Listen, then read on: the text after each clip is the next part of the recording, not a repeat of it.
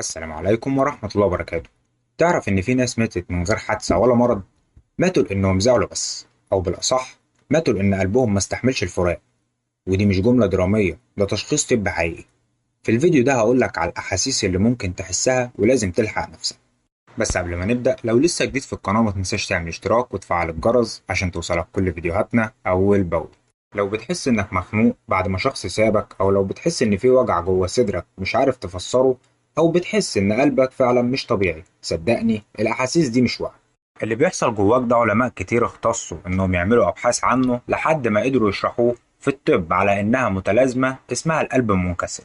ودي بتحصل لما إنسان يتعرض لصدمة عاطفية جامدة، إن كان بقى فقدان حد بتحبه أو انفصال مفاجئ أو خيانة، أو حتى أوقات بتبقى مشاكل أسرية أو وفاة حيوانك الأليف. الجسم في اللحظة دي بيفرز جرعة عالية جدا من هرمونات التوتر زي الأدرينالين والكورتيزول، بتخلي المريض يحس بوجع صدري شبيه جدا بالجلطة.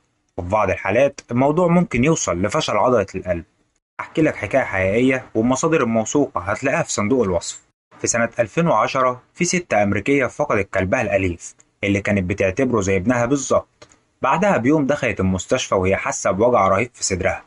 الدكاترة افتكروا إنها نوبة قلبية، لكن لما عملوا فحوصات لقوا إن عضلة القلب مش متأثرة بسبب انسداد، لكن متأثرة بسبب تشنج مفاجئ نتيجة ضغط عاطفي شديد.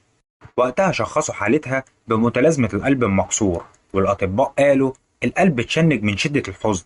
الموضوع مش بس في القلب، الدماغ بيفقد السيطرة على التوازن بتاعه، الجهاز العصبي بيدخل في حالة طوارئ، الجسم كله بيترعش لأنك فقدت شيء كان جزء منك. والأخطر إن المتلازمة دي بتأثر على الستات أكتر من الرجالة، خصوصا اللي في منتصف العمر. لكن ده مش معناه إن الرجالة في أمان، الوجع ملوش جنس ولا سن. ونصيحة ليك، لو في يوم حسيت إنك مش طبيعي بعد ما حد سابك، يعني لو جالك صداع أو ضيق تنفس أو إحساس وجع في القلب، اعرف إن ده مش مجرد حزن، ده جسمك بينهار من غير ما تاخد بالك. وجع الفراق ممكن يكون قاتل، ويبقى أحسن لو لحقت نفسك بسرعة.